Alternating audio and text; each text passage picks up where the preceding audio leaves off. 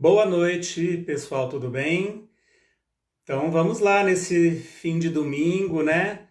Que a gente tá para começar uma semana nova. Vamos fazer uma live aqui no Facebook com um tema super interessante, um tema que eu acho assim super necessário da gente falar. Inclusive algumas pessoas me pediram, né, ao longo aí desse tempo que a gente vem fazendo as lives aqui nas redes sociais. Algumas pessoas me sugeriram, Salvador, fala um pouquinho, faz uma live a respeito de depressão, porque é um tema que está afetando tanto a vida das pessoas. Já, né, já tínhamos casos e estatísticas tão tristes e galopantes sobre depressão na vida cotidiana das pessoas. E agora, com toda essa história do isolamento social, da quarentena que a gente, né, obrigatoriamente teve que fazer, pelo menos a grande maioria das pessoas, muitas delas ou muitos de nós estamos passando assim por quadros que beiram realmente quadros depressivos, não é?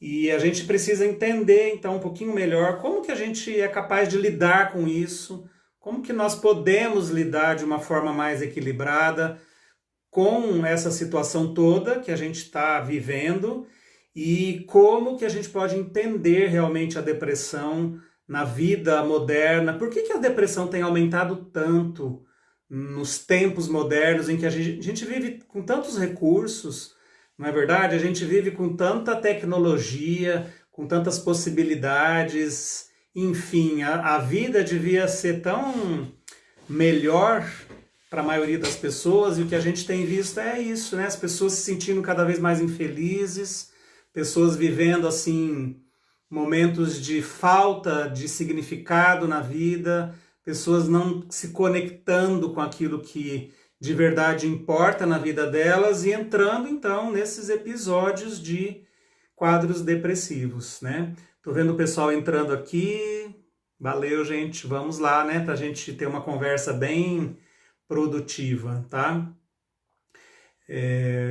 A Lilia Madi dizendo que é muita pressão, né, na vida moderna. Eu acredito que realmente tem muita influência disso. A gente vai ver uma conexão que existe, gente, entre depressão e estresse, né? Que é um outro quadro assim que talvez acompanhe, e realmente essa relação ela cada vez mais está sendo feita, entendida e estudada, e a gente vai ver que então a pessoa deprimida ela não é como alguns ou como a maioria de nós poderia entender. A pessoa deprimida ela não está exatamente numa postura de passividade, sabe? Ela não está ali querendo ficar na cama o dia inteiro, sem aquela motivação, como se ela tivesse assim, né, numa tranquilidade ali deitada na cama, sem ter a perspectiva de melhorar. Na verdade, é muito o contrário disso. A gente vai ver que o indivíduo deprimido, ele vive uma intensa guerra interna.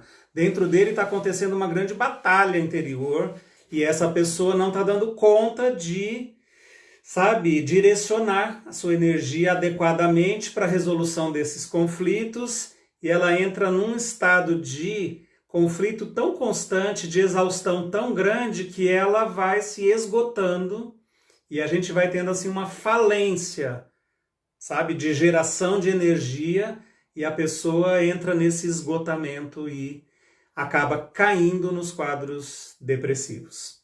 Bom, esse tema, pessoal, é muito amplo, é muito vasto. A gente teria, assim, muitas possibilidades de abordar um tema desse, que tem tantos caminhos para a gente falar. Eu preferi, né, escolher o caminho, assim, da gente entender um pouquinho melhor o que gera a depressão, ou o comportamento depressivo, a ansiedade. A gente está se... Beleza. Então eu estava dizendo aqui que quando a gente fala sobre depressão, a gente não está falando sobre um quadro único, uniforme, igual para todo mundo. Existem muitas classificações de quadros, de tipos de depressão. E muitas vezes eles são até, assim, curiosamente, bem diferentes um do outro. Então a gente tem desde a depressão maior, a depressão clássica, né? Aquela depressão primária, vamos dizer assim, que acomete o indivíduo, que tem aquele quadro bem clássico, né, de falta de motivação, de falta de energia, de falta de entusiasmo, de alegria, a pessoa não tem vontade de nada, ela quer ficar lá no quarto dela, muitas vezes no escuro, aquele quadro bem típico, né, que a gente conhece depressivo. Mas a gente tem quadros diferentes, então a gente tem desde o transtorno bipolar, em que o indivíduo tem aquele momento, né, aquela montanha-russa, em que a pessoa tem um momento de euforia, de mania, de hiper estímulo, de hiper, né, movimentação da energia lá em cima, a pessoa quer fazer, acha que é capaz de fazer tudo, faz planos mirabolantes, faz compras exageradas, ela acha que pode comprar um carro importado porque ela vai conseguir pagar, porque aquilo vai ser útil na vida dela. Então ela, né, entra naquela euforia, naquela fase de mania, e depois ela entra, né, no vale da depressão, em que aí ela começa a perceber então todas as bobagens que ela fez, ela entra naquela fase de depressão, de falta de energia, de se sentir incapaz, de imagina como que ela foi pensar que ela ia fazer tudo aquilo que ela planejou na outra fase. E então é aquela flutuação tão evidente, o quadro de depressão bipolar, transtorno bipolar, né? A gente tem as distimias, são quadros tão interessantes, né? O distímico é classificado como indivíduo deprimido. Então, na verdade, não é que o indivíduo que tem a distimia, ele não faz as coisas, ele não levanta, ele não vai trabalhar. Ele vai, ele faz, ele realiza, só que é sempre naquele limiar, sabe, super baixo de humor. Então, na verdade, o indivíduo que tem distimia, que é uma forma de depressão, muitas vezes ele é confundido até com uma pessoa extremamente mal-humorada, porque aquela pessoa assim que está sempre com aquela cara meio amarrada, pode estar chovendo, fazendo sol, verão, inverno, outono, primavera, ganhou na loteria, ele está sempre assim. Nada eleva o humor do indivíduo na distimia, né? Então, quando você fala bom dia, ele responde bom dia. Nossa, que lindo o céu, né? Fala assim, mais ou menos. Sabe, então aquela pessoa que faz, que sai, que vai trabalhar, etc., mas muito mal-humorada. Inclusive dá respostas meio atravessadas. Mas enfim, só para dizer que a gente tem isso, nem não vamos entrar aqui nesse nível de detalhamento, tá? Hoje a gente tem uma estatística muito ruim a respeito de depressão, gente, porque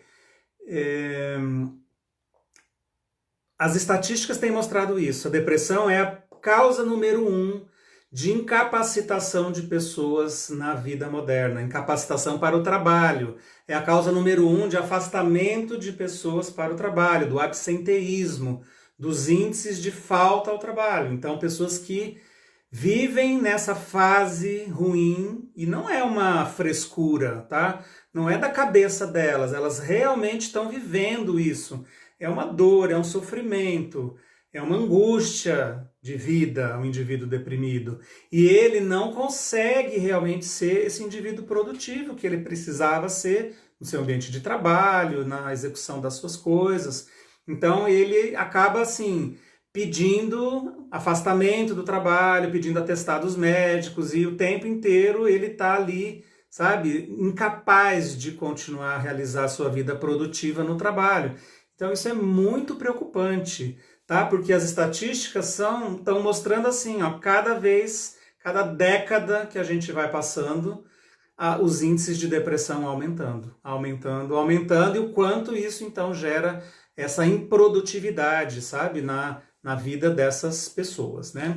Eu acho que um aspecto assim bem importante também para a gente valorizar, né, numa compreensão do que é de verdade depressão, é também saber diferenciar que depressão não é exatamente uma simples tristeza.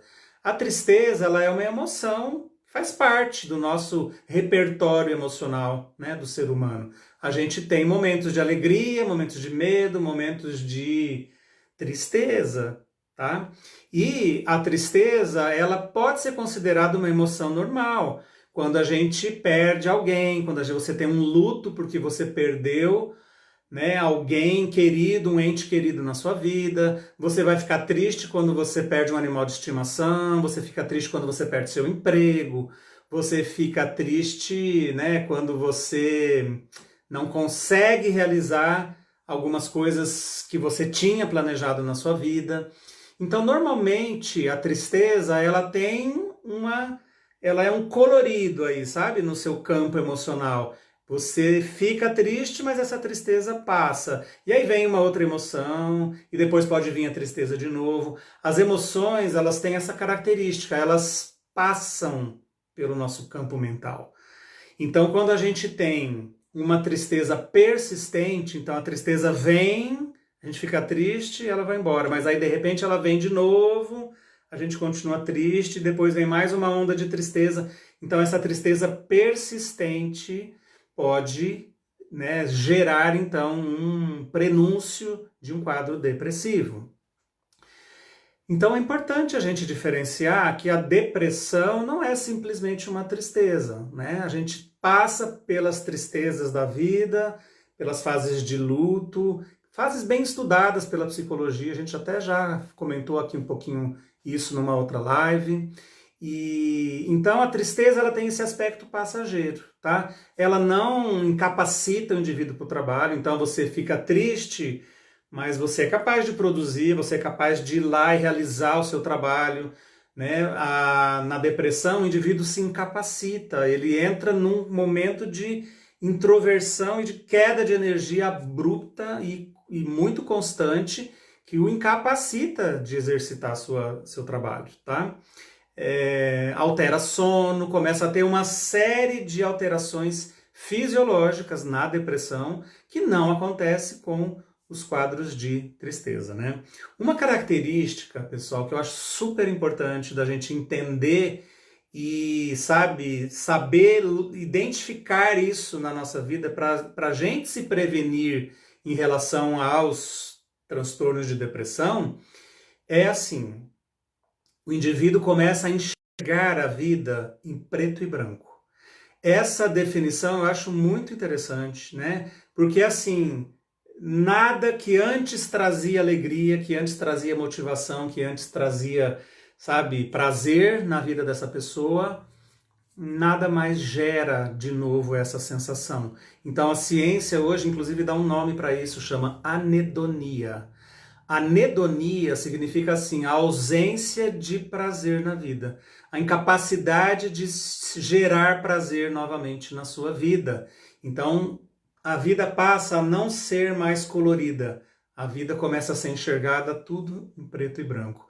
Então, você está fazendo um dia lindo de sol, preto e branco. Você está fazendo um dia de frio, nublado, com chuva, é tudo igual. Não tem, sabe, a pessoa não se motiva, a pessoa não se empolga, a pessoa não enxerga cores diferentes, é tudo o mesmo tom, branco, preto, cinza, branco, preto, cinza. A vida passa a ser enxergada dessa maneira, a vida em preto e branco. Uma outra característica muito importante, eu acho que talvez essa é um grande ponto para a gente entender realmente dentro da compreensão dos quadros de depressão. A Tereza Pagliotto está dizendo que voltou, né? Não sei se para você está tendo um problema de sinal. Aqui eu tive uma hora, um momentinho, depois já voltou e a gente está continuando aqui a nossa fala, tá?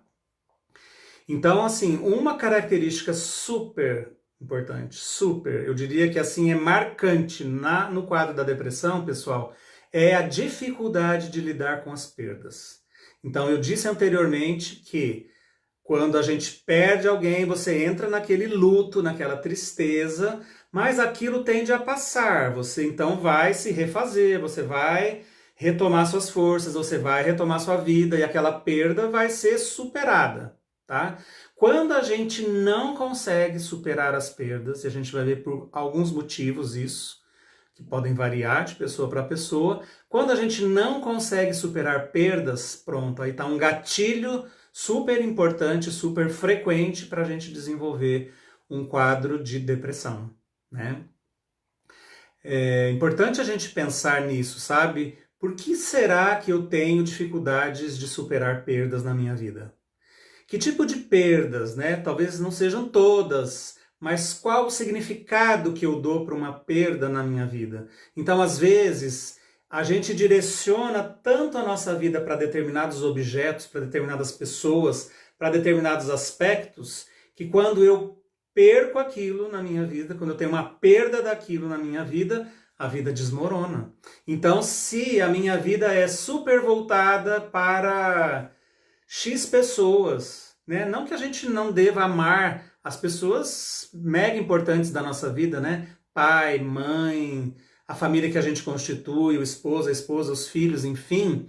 E de repente, quando a gente perde uma dessas pessoas, se a gente não tem um direcionamento adequado de vida, de energia, de interesses, de focos na nossa vida, se a vida da gente está vinculada extremamente, de uma maneira muito forte com uma dessas pessoas, então quando essa pessoa parte, quando ela deixa de estar presente na nossa vida, que pode ser por um falecimento, pela morte, pode ser por uma separação, por um divórcio, não é verdade? Por um rompimento afetivo, de amizade e de tudo mais, a ausência daquela pessoa, ou seja, aquela perda vai ser uma coisa irreparável, uma perda que eu não vou conseguir lidar com aquilo, porque eu estava tão direcionado, estava tudo tão voltado ali para aquela pessoa, que o fato dela não estar mais aqui por qualquer motivo, a minha vida desaba.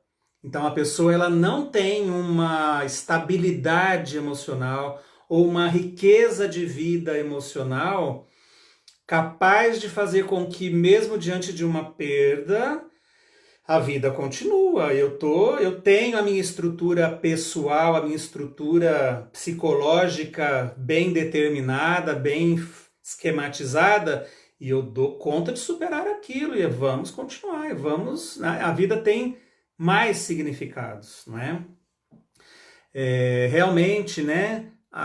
O depressivo, como a Lilian está dizendo aqui, num comentário, ele foca bastante no passado e não é capaz de viver o presente. Então, exatamente, Lilian. É assim, olha, a minha vida era assim, aí de repente eu tive uma perda super importante, sabe? Aquele episódio marcante e eu não dou conta de continuar. Mas a vida continua, né? A vida continua. Só que eu continuo vivendo lá na não aceitação do que aconteceu lá no passado, né? Então eu vivo remoendo o passado, eu fico com saudades do passado, eu vivo vivendo, sabe, só na tragédia que aconteceu lá no passado, ou com o saudosismo, né, a nostalgia doentia, eu diria. Porque tudo bem a gente ter uma nostalgia, uma saudade de algum momento feliz, lembranças do seu passado, lembranças felizes, né? Mas viver aquela nostalgia achando que então no passado eu era feliz, hoje eu vivo tão infeliz, né? Esse viver preso no passado e ser incapaz de viver o presente é uma característica, sim, da depressão, né? A Elaine Barbosa está dizendo, acho que aí se encaixa aquela síndrome do ninho vazio. É verdade, Elaine. Muitas mães acabam vivenciando isso quando seus filhos saem para estudar fora, saem para se casar, saem por qualquer motivo de casa, e a vida dessa mãe talvez estivesse tão direcionada, né? A vida dela, o sentido dela era ser mãe, era cuidar dos filhos, era cuidar da casa, e agora os filhos se foram, o ninho ficou vazio. Qual é o sentido dela? Quer dizer, o que ela fazia para ela mesma? O que ela fazia para ter sentido na vida dela, a não ser cuidar dos outros? A direção era sempre para os outros, tá? Então isso é bem complicado e você vê como que a gente vai ampliando aí os quadros e, enfim, né, as questões que as pessoas vivem. Então, essa dificuldade de lidar com perdas, pessoal, é muito importante nos quadros depressivos. Ela é muito característica, tá? E aí, uma outra característica que eu achei super interessante, que às vezes não é um aspecto muito bem estudado ou muito bem levantado nos quadros de depressão, é o seguinte: sabe o que caracteriza um indivíduo deprimido? Presta atenção no que eu vou falar agora. Sabe o que caracteriza muito fortemente o indivíduo num quadro de depressão? A rebeldia. A gente fica até assim, né, arregalando o olho, quer dizer, mas como, Salvador?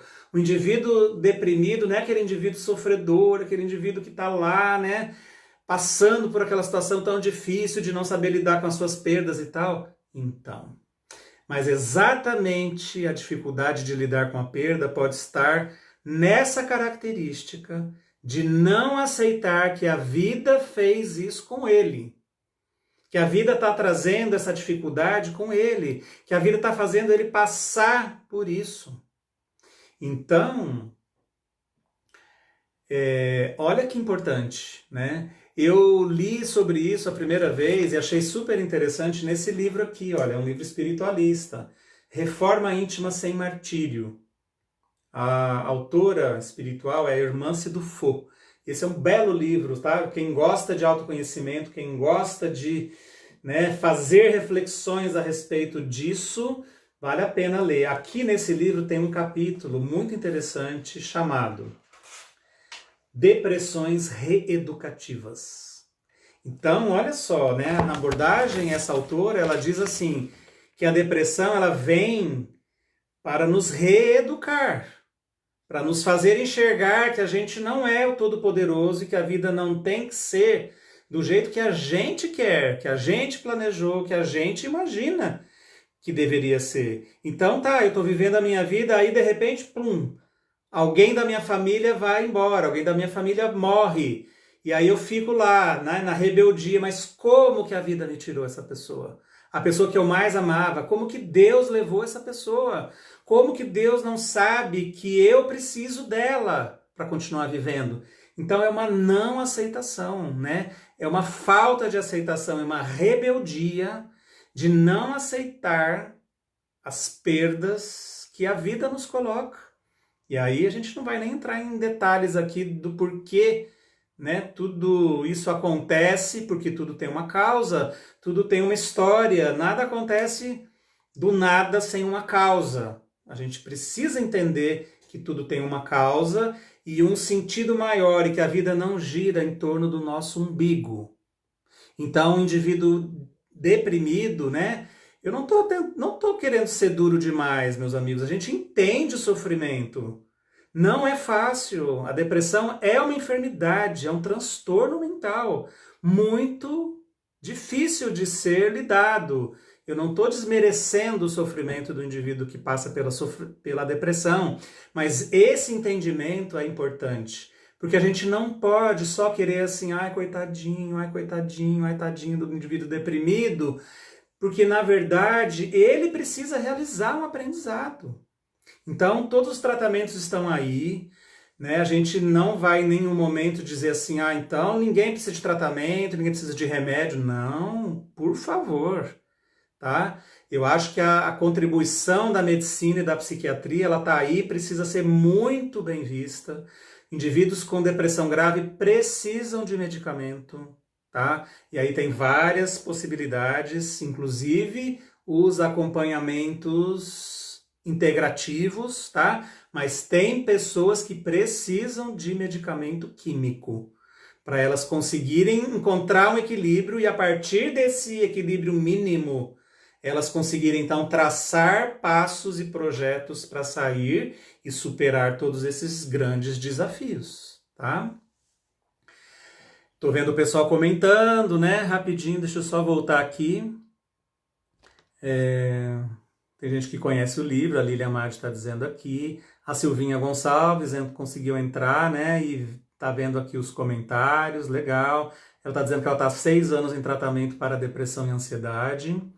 Então veja só, inclusive, Silvinha, aproveitando isso que você falou, é tão interessante, né? Porque depressão e ansiedade são quadros clínicos, são enfermidades que elas são classificadas como comorbidades, essa palavrinha que a gente ficou conhecendo mais aqui nessa pandemia, né? O que é uma comorbidade? Enfermidades que caminham paralelamente.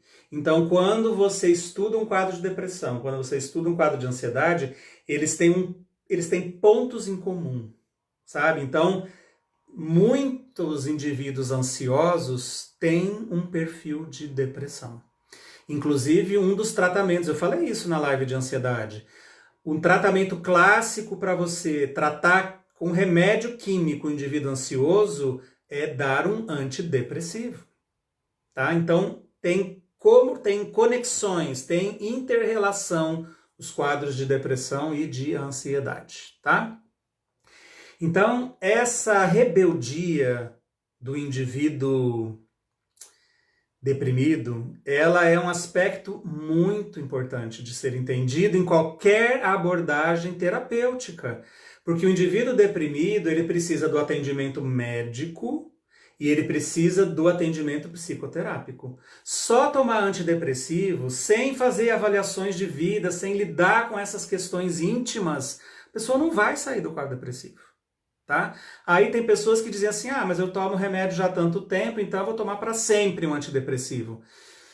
Eu acho que a gente precisa reavaliar isso. Um bom tratamento, de repente, ele pode levar você para um estado de equilíbrio em que você possa conseguir ficar sem um antidepressivo, reduzir doses do antidepressivo, tudo isso com a avaliação do seu médico, tá? Mas é isso, né? Vou mostrar de novo o nome do livro, a Sioneia está me pedindo, é esse aqui, ó. É que sai sempre em espelho aqui, Sioneia, chama Reforma Íntima Sem Martírio, tá? Autora espiritual Hermance Dufaux, ok? Muito legal, muito lindo esse livro, muito rico de muito conteúdo, vale a pena a gente ler, tá bom?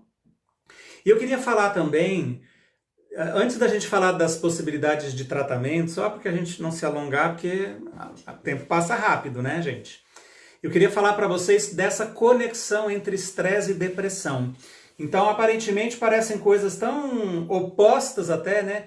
Indivíduo estressado, aquele indivíduo pilhado, aquele indivíduo, né, nervoso, aquele indivíduo, né, que está com irritabilidade e tal, e o indivíduo deprimido, aquele indivíduo sem energia lá, uma toalha molhada caída em cima da cama. Então veja bem, qual é a conexão que hoje se tenta entender cada vez mais, hein? Porque isso aí está sendo muito estudado e muito legal. O indivíduo deprimido, normalmente ele entra no quadro de depressão por conta de um episódio desencadeador. Então, que nem a gente está falando da dificuldade de perdas, então a perda de um ente querido, a perda de um trabalho, de um emprego, é um evento super estressante na vida de qualquer pessoa. E às vezes esse evento, né, a pessoa já tem um nível alto de estresse tradicional. E aí acontece um evento de estresse agudo, aquilo rompe o equilíbrio. A pessoa quebra o equilíbrio o mínimo que ela conseguia ter, ela entra num quadro de adoecimento, que pode ser mental, emocional e físico, né? Porque a gente começa a ter muitos quadros paralelos aos quadros depressivos. Então você pega uma fibromialgia, por exemplo, tá?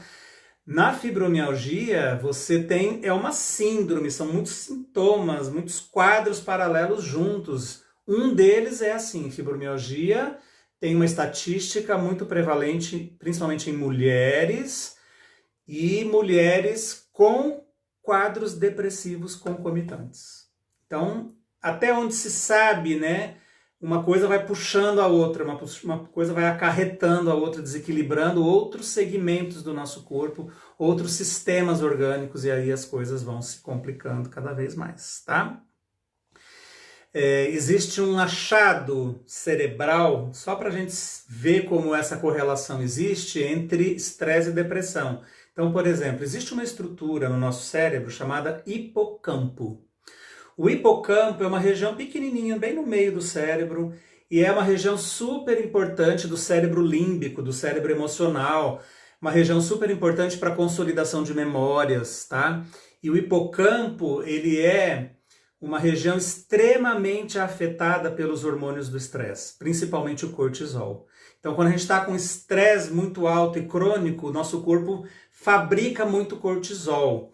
Cortisol em excesso, ele vai matar células neuronais, neurônios do nosso cérebro, e em especial nas regiões do hipocampo.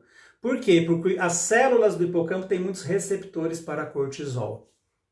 Basicamente, vamos falar isso, né? Tem todo um estudo do porquê que o hipocampo tem tantos receptores para cortisol, porque a gente precisa criar memórias, né, para coisas que precisam ser evitadas, coisas perigosas na nossa vida. Então, quando a gente enfrenta um perigo no momento de estresse e tem essa liberação grande de cortisol, beleza, o hipocampo é super estimulado, porque tem muitos receptores para cortisol, e a gente grava uma memória de que aquela situação é perigosa, de que a gente tem que tentar não passar por aquele lugar, porque aquele lugar é perigoso. Então é bacana, importante, mas se o estresse continua muito alto e muito prolongado, esse excesso de cortisol por muito tempo, estimulando as células neuronais do hipocampo, acaba danificando, acaba matando as células do hipocampo.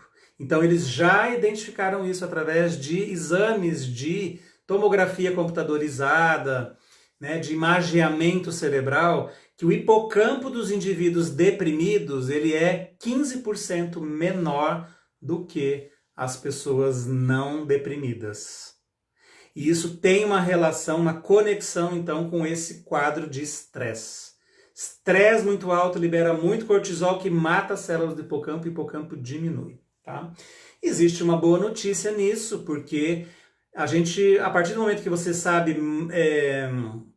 manejar os níveis de estresse, hoje a gente sabe disso, pela neuroplasticidade do nosso cérebro, novas células nervosas podem ser geradas em determinadas regiões do nosso cérebro, uma delas comprovadamente é o hipocampo. Então, né, ufa, a gente não tá assim, perdeu células do hipocampo por causa de estresse, no quadro depressivo, então, bau, né, você perdeu para sempre. A gente é capaz de regenerar determinadas células em determinadas regiões do nosso cérebro, isso é uma ótima notícia, tá? Vamos falar um pouquinho de como a gente pode manejar a depressão, porque entender o quadro, ok, pelo menos alguns aspectos mais interessantes a gente já abordou. Mas como que a gente pode tratar depressão? Então, beleza. Primeira coisa, avaliações médicas com especialistas. Então, o especialista é um médico psiquiatra. Ele é o profissional adequado para fazer uma avaliação do seu quadro médico de depressão. Tá? Fazer uma avaliação psicoterápica com um psicólogo é importante? Muito importante, porque o ideal é você associar o tratamento médico com alguma psicoterapia. É isso que vai fazer você reestruturar a sua vida, reestruturar o seu funcionamento do seu cérebro com o medicamento e a reestruturação cognitiva, que aí é muito importante, precisa ser feito, senão, né, diminuem as chances de você realmente avançar no seu tratamento, tá? Então, paralelo a tudo isso, ao remédio, à psicoterapia, a gente pode ter coisas importantes. E eu digo importantes porque elas são mesmo. Elas são coisas que realmente estão sendo, inclusive, indicadas pelos profissionais de saúde, porque são muito importantes. Primeira delas, exercício físico. Então, o indivíduo deprimido, ele precisa de atividade física.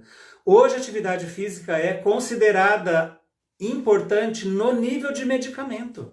Então, você imagina que o indivíduo que consegue ter uma atividade física, ele consegue melhorar os níveis de funcionamento do seu cérebro, os níveis dos seus neurotransmissores, e ele consegue realmente melhorar bastante a história da depressão. Vou mostrar um livro aqui.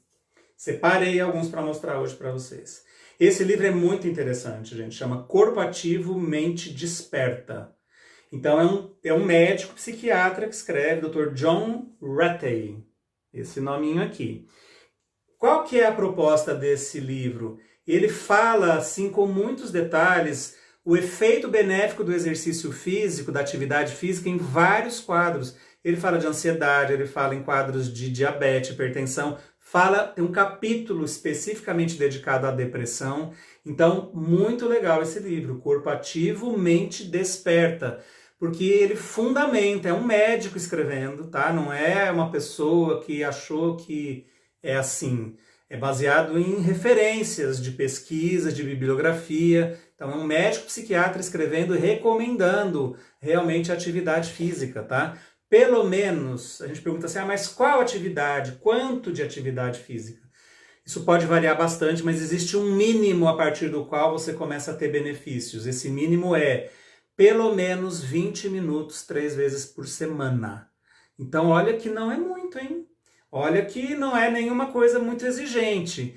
Fazer uma caminhada, por exemplo, a caminhada é a atividade inicial de escolha, gente. Você pode fazer várias outras atividades, tá? Corrida, jogar tênis, natação, um monte de atividades físicas são bem benéficas, todas elas, né? Mas a caminhada é aquela, assim, a mais elementar, a mais simples, a que não exige grandes requisitos. Você não precisa ter uma raquete de tênis, você não precisa ter um short de natação, uma touca de natação, uma piscina aquecida.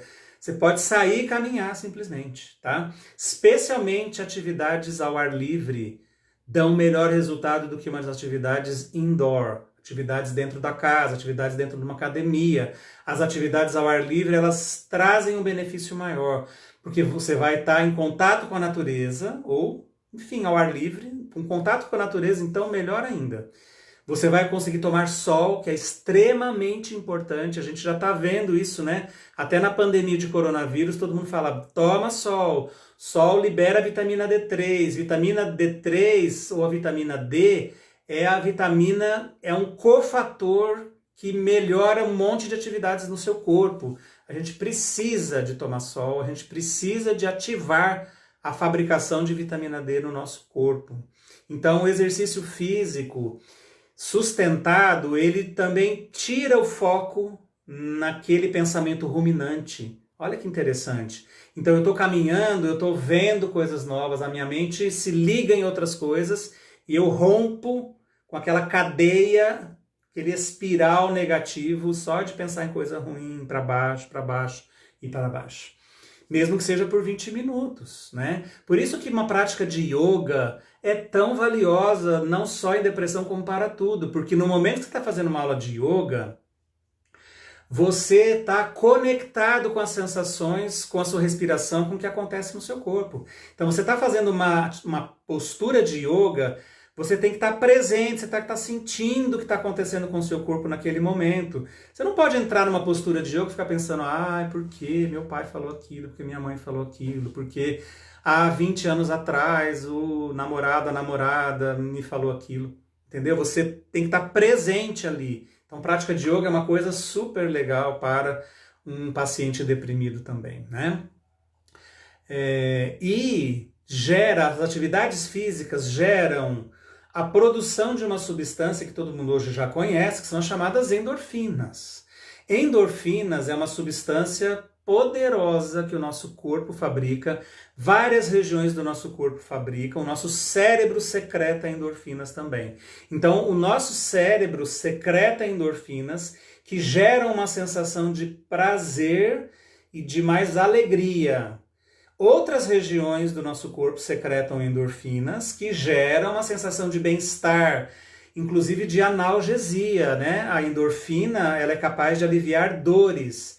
Então, muitas vezes, até indivíduos que estão em atividade física, liberando endorfinas ali, super liberação de endorfinas, eles até têm que ter um certo cuidado, porque alguns realizam movimentos ou fazem algum momento ali, caem, e teoricamente tem uma lesão, um machucado, e no calor da atividade física eles continuam, porque o corpo está com um monte de endorfinas sendo liberadas, nem sentem a dor no calor da atividade física, tá? Mas então, muito importante, porque a liberação de endorfinas no cérebro e no resto do corpo traz uma sensação de prazer. Lembra que a gente falou que uma das características do indivíduo deprimido é ver a vida em preto e branco? Ele não consegue mais se conectar com nada que gere prazer, alegria, motivação. Então a atividade física quimicamente estimula seu corpo e a sua mente a experimentar a sensação de prazer, porque a química está sendo liberada através das endorfinas. Então é muito importante, gente. A atividade física é um remédio para o indivíduo deprimido. Tá? Um outro aspecto bem interessante seria a gente cuidar muito bem da nossa parte intestinal. Aí algumas pessoas vão dizer assim, Salvador, você está ficando doido, o que tem a ver intestino com depressão? Então hoje a gente está começando a entender cada vez mais que tem tudo a ver. De que maneira o intestino tem a ver com a depressão? Sim. Uma das coisas bastante estudadas sobre depressão é quais são os neurotransmissores envolvidos. Neurotransmissores são substâncias que circulam no nosso cérebro entre as células, entre os neurônios, fazendo com que a mensagem passe de um neurônio para outro, tá? Resumidamente é isso. No indivíduo deprimido existe um achado muito frequente que é a queda de serotonina, a baixa de serotonina, não é? Então o indivíduo deprimido ele tem baixa de serotonina no seu cérebro. Curiosamente, hoje a gente sabe que a serotonina que está presente no nosso cérebro, mais de 90%, 95% da serotonina que nós precisamos aqui no nosso cérebro é produzida onde? No intestino. A gente fica assim, mas como? Como que o nosso corpo não é capaz de fazer com que o cérebro produza a serotonina, já que a gente precisa dela aqui? Só que não é só aqui. Então a gente hoje está entendendo que no nosso intestino existe um segundo cérebro, não é? Que é tão comentado hoje em dia. A gente tem mais de 100 mil neurônios no nosso intestino, o que configura uma espécie de sistema nervoso autônomo, que já tem nome, é o sistema nervoso entérico.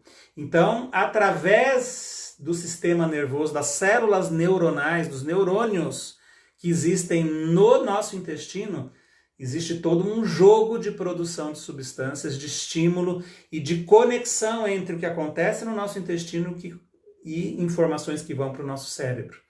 A gente tem um nervo super importante que nasce aqui, ó, atrás da nuca, na região da medula, do tronco cefálico, e que esse nervo é um grande nervo do nosso corpo, chamado nervo vago. Então ele desce e vai inervando todos os órgãos do nosso tórax e do nosso abdômen. Então é através da conexão com o nervo vago que informações geradas no nosso intestino sobem e vão para o nosso cérebro. Então não é o cérebro que manda e dita todas as normas, é o todo-poderoso do nosso corpo. O intestino manda informações para o nosso cérebro. O coração é outra região que manda informações para o nosso cérebro. Então, são vias de mão dupla. Muito interessante, tá? Muito interessante a gente entender tudo isso, né?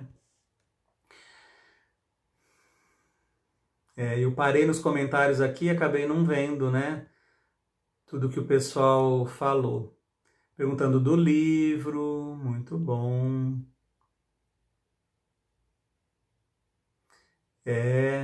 Questão da alimentação, né? A Silvinha está falando dos que são ansiogênicos, café, açúcar, álcool, né?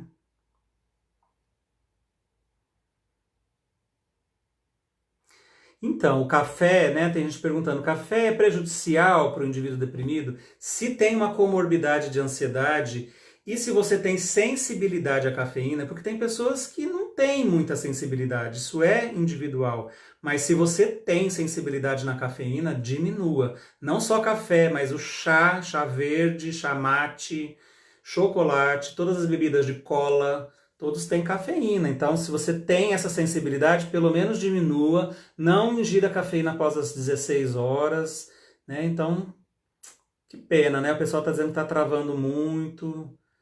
Então, vamos lá. Exercício físico libera serotonina, dopamina. Então, os neurotransmissores da depressão são vários, não é só serotonina, tá? Tem noradrenalina, tem dopamina, né? E aí, o pessoal falando do yoga que eu comentei, né? Muito bom. Então tá, vamos. A neurociência, né? A Gisele Martins falando que ela ama a neurociência Então é isso, a neurociência realmente hoje está caminhando para a compreensão dessas coisas muito interessantes, tá? E não só isso, sabe? Assim, hoje a gente sabe que no nosso intestino, dentro do intestino, a gente tem uma flora intestinal, nosso microbioma. E são milhões de bactérias. Então, até esse ponto, tem um outro livro, então já que vocês gostam de livro, vamos lá. Esse livro é bárbaro, viu, pessoal? Chama 10% Humano. Então, é uma autora que estudou isso e ela publicou esse livro mostrando que das células que existem no nosso corpo, 10% são humanas. O resto são células que não são humanas, são células de bactérias que habitam o nosso corpo. No trato intestinal, principalmente, na nossa pele, trato vaginal nas mulheres, nas mucosas, tá? E nesse livro ela também fala muito interessantemente sobre as questões de o que acontece no nosso intestino, como isso influencia na nossa mente. Muito interessante esse livro, pessoal. Então, aquilo que a gente come influencia no nosso estado emocional. Nosso intestino tem que funcionar bem. A gente tem que alimentar bem o nosso corpo e entrar em equilíbrio com essa microbiota, com esse microbioma das bactérias do nosso intestino, tá? Quanta coisa, né? Quero falar então, antes de finalizar com a nossa prática, quero falar de meditação. Será que meditação então ajuda mesmo o indivíduo deprimido? Ajuda super, pessoal. Meditação é uma ferramenta tão valiosa. Hoje a gente tem em alguns lugares do mundo, por exemplo, o Reino Unido, tá? É um desses lugares em que, se você chegar para um atendimento médico no sistema de saúde público e você tiver um quadro depressivo identificado, então o indivíduo vai passar por uma indicação de medicamento, protocolo tradicional, medicação psiquiátrica, psicoterapia, beleza. Se ele volta e está bem, bacana, a gente continua. Se esse indivíduo tem uma recaída, o que infelizmente é muito comum, então o remédio químico, gente, ele é super valioso, mas ele melhora uma porcentagem de pacientes. E por um nível, por um certo tempo. É muito comum as recaídas nos quadros de depressão, infelizmente. Então, se esse indivíduo que tem uma recaída volta a procurar o sistema de saúde, ele vai mudar o seu quadro, de repente mudar o medicamento, mudar a técnica de terapia, beleza. Numa terceira recaída que ele chegue nesse sistema de saúde procurando, o protocolo de saúde pública no Reino Unido ele vai receber uma recomendação para aprender uma técnica de meditação. Olha que legal. Então existe um protocolo já de um atendimento baseado em mindfulness, que é uma técnica de meditação. Então é um protocolo de terapia cognitiva baseada em mindfulness para a depressão. Existe esse protocolo, tem um livro, tem os autores da terapia cognitivo comportamental, né? É o Siegel, Tisdale e Mark Williams. Então eles já escreveram, já elaboraram um protocolo de meditação baseado em mindfulness para deprimidos. Então, muito legal. Porque a meditação faz com que a gente entre em contato com a gente mesmo. E meditação tem super a ver com aceitar o momento presente, estar no momento presente. Por isso que ele é tão importante para os indivíduos deprimidos, tá? Se for um paciente com uma depressão maior, uma depressão em que ele está com um medicamento, um protocolo de medicamentos muito intensos, a gente pode avaliar se é o momento desse paciente receber um treinamento de meditação ou não. É uma questão de avaliação, mas no geral, se está todo mundo ali, né, num nível de tratamento adequado, eles podem aprender a meditar sim. A meditação vai ser super legal, porque vai fazer com que a gente identifique esse tipo de pensamento ruminante, esse tipo de pensamento, essa ideação negativa, sabe? De só pensar em coisas ruins, de só pensar em coisas que aconteceram lá no passado, de só não lidar com aceitação, de ser esse rebelde que não aceita as coisas como elas são. Então a meditação pode ser uma super contribuição para um quadro de indivíduos deprimidos, tá? Quanta coisa, né? Eu posso mostrar só mais um livro? Não resisto, porque eu separei esses livros para mostrar para vocês, porque eu acho que são muito interessantes. O último livro é esse aqui, gente, um livro super bonito. Eu adoro esse livro aqui. Chama Curar, do David Chervan-Schreiber. Então é um médico francês, ele já é falecido, né? Ele morreu de câncer, escreveu um outro livro super famoso chamado Anticâncer. E nesse livro, o subtítulo é assim, olha, estresse, ansiedade e depressão sem medicamento e sem psicanálise. Então, uau, né? Uma proposta bem ousada. Mas ele fala muito sobre meditação aqui, ele fala muito sobre alimentação aqui, sobre exercício físico. Então, um livro muito bem escrito, muito bom de se ler. Adoro esse livro, recomendo em todos os meus cursos. Estou recomendando aqui para vocês hoje também Curar, do David Chervan-Schreiber. Vale a pena conhecer e ler esse livro, tá bom? Vamos fazer a nossa prática de meditação, né? Falar sobre depressão, gente, é um estudo muito amplo, né? Como eu falei para vocês. Realmente a gente ficaria que várias lives ou aulas, inclusive, num mini curso, sobre como lidar com depressão usando todos esses conhecimentos aí paralelos que a gente pode agregar no conhecimento tradicional. Hoje tem muita coisa sendo pesquisada, muita coisa legal, muita coisa embasada, não, sabe, coisas assim, né, do achismo, infelizmente, que tem muito, mas coisas com fundamentação eu gosto muito e acho que a gente tem que seguir por esse caminho, tá bom? Eu queria só, antes mesmo da meditação, que a gente trabalhasse um mudra. Então eu adoro os mudras, que é esse gestual de mãos. E um mudra que a gente tem, que eu vou recomendar aqui, é esse aqui, olha. A gente vai entrelaçar os dedos das mãos, mas não fechar totalmente. Eles ficam no meio do caminho, percebe? A mão, essa aqui é a minha mão esquerda, tá bom? Minha mão esquerda por baixo. Então, o último dedinho que fica é o da mão esquerda. E a gente não abre muito, a gente inclina os dedos assim, ó. Ligeiramente inclinados, não retos. Percebe? Polegares para o alto, na altura do peito. Porque dentro do chakra terapia, os quadros depressivos têm tudo a ver com esse chakra aqui, tá?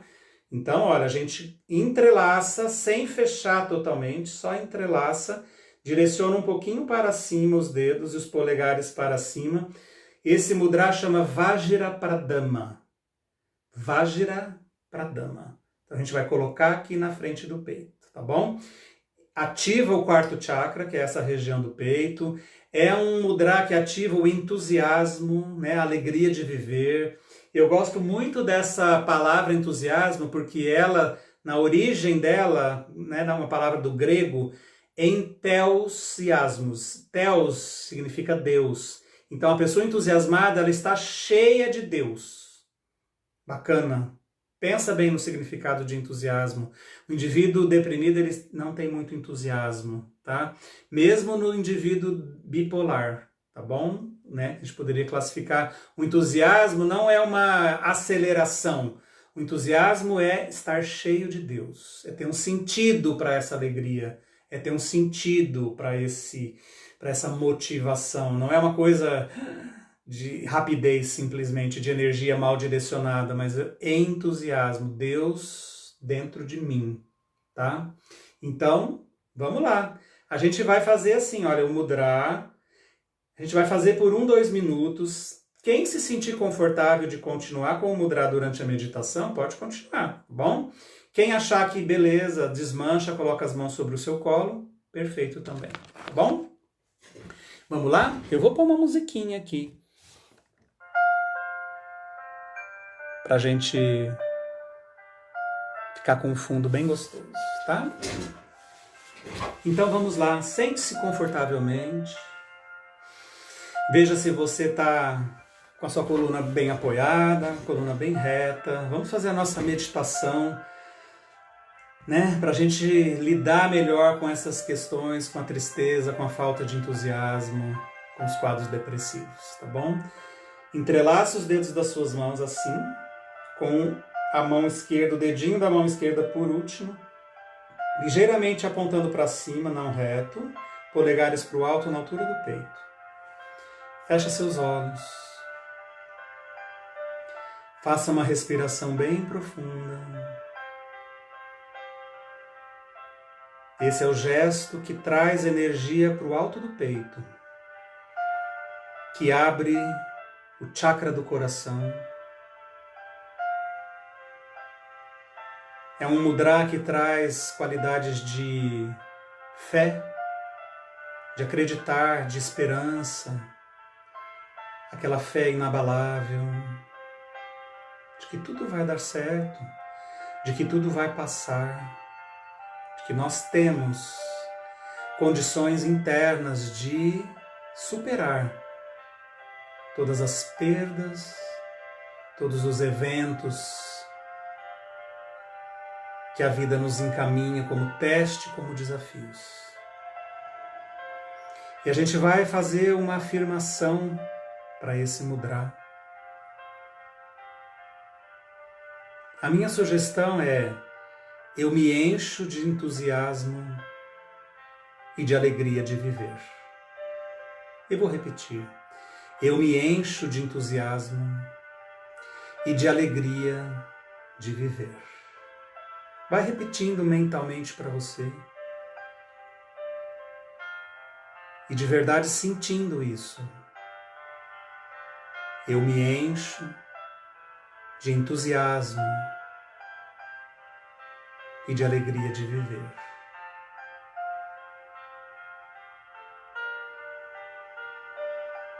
Respira bem profundamente pelo nariz.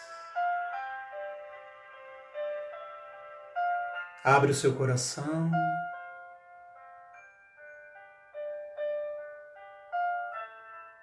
Abre o seu coração para a vida. Para toda a beleza da vida.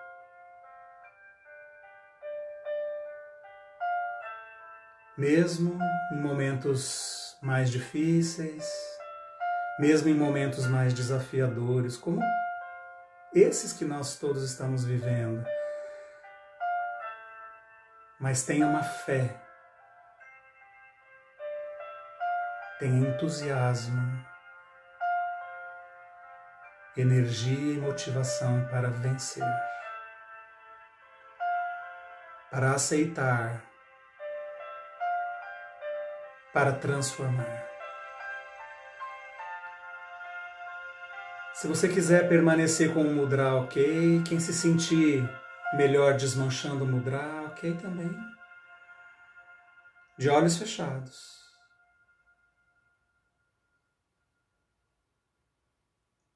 Sinta um pouquinho mais de calma.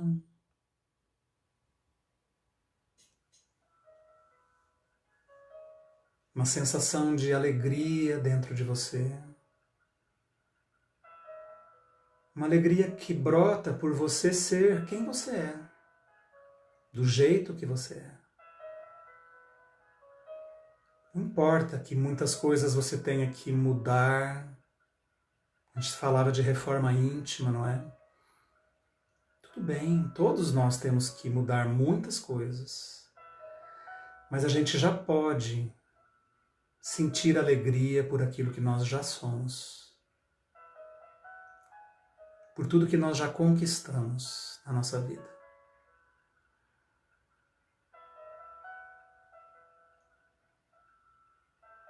Aceite tudo que a vida encaminha, tudo que a vida te traz. E também aceite tudo aquilo que já foi. Todos nós passamos por perdas, mas a gente tem que atravessar, superar, continuar a viver. Superar as perdas significa entender as lições desses fatos, desses episódios na nossa vida. O que eu posso aprender com as perdas que eu tive, sem me lamentar, sem ficar no vitimismo, sem me paralisar nesses fatos. Eu aceito e transformo.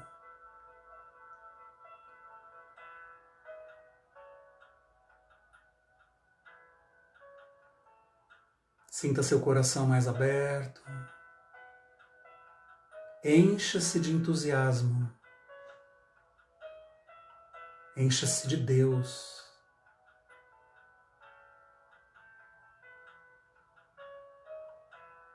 E se abra cada vez mais para sentir as cores da vida novamente. A alegria de viver.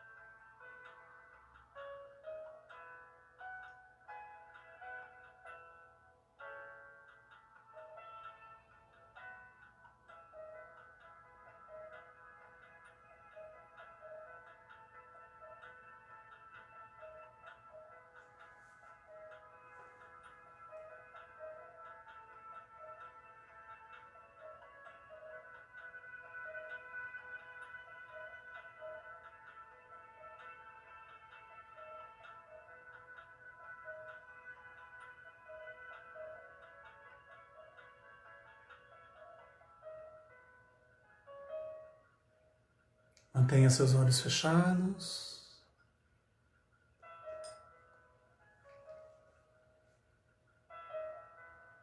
Apenas reconheça e perceba claramente como você está nesse momento.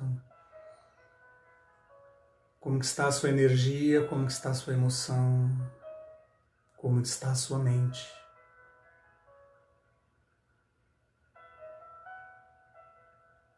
E seja muito grato por esse momento,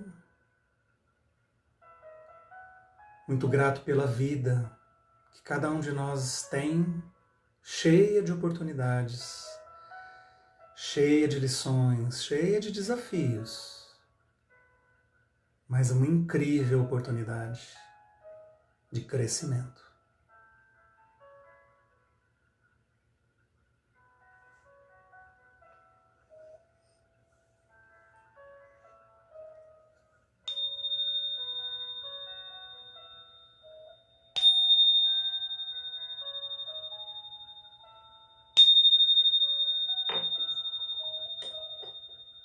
Devagarzinho vai abrindo seus olhos novamente. Muito bom. Vai voltando.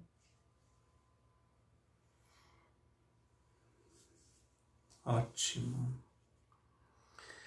Muito bom, pessoal. Espero que tenha sido uma meditação reconfortante, né?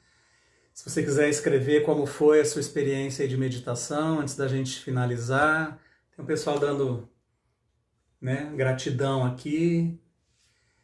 E então, olha que bacana, né? A gente conseguir acessar através de um mudra, através de informações, não é? Através da literatura que a gente tem que pode nos agregar tanto e trazer essa contribuição tão bacana, né, pra gente. E a meditação, que eu acho que é a ferramenta, sabe? A ferramenta, para mim, é muito especial. E tudo que eu tenho falado, em todas as lives que eu tenho feito, a gente tem feito as meditações, porque, pessoal, esse é o caminho. A gente tem que estar conectado com a gente mesmo, né? Identificar tudo isso que a gente pode estudar filosoficamente, racionalmente, mas a gente tem que sentir, viver tudo isso, não é? E é através da meditação, é uma ferramenta prática. A meditação não pode ser teórica, a gente tem que viver realmente através da prática da meditação tudo aquilo que a gente conversa aqui, estuda nos livros e tudo mais, né? Tô vendo o pessoal agradecendo, a Tereza Pagliotto, namastê, muito bom. A Nircei Palata, oi Nircei, tudo bom? A Dilamar, a Virgínia Calbianco, tá reenergizada, muito bom. Solange Demarque, reconfortante. A Cris Ventura, né? Agradecendo, sentindo mais serenidade. A Célia, né? Energia boa, recarregando. O José Ricardo Camilo, agradecendo, que bom. Silvinha Gonçalves, coraçõezinhos, né? Simone Hernandes, né? Meu amor. Dizendo que eu fui ótimo. Beijo para você. A Eliane Barbosa, aluna de meditação lá do espaço. A Lilian Maggi agradecendo pelo conhecimento. É isso aí, né, gente? O conhecimento está aí, a gente tem que, né, passar para frente todo esse conteúdo tão bacana que a gente é capaz de aprender aí, né, na nossa vida.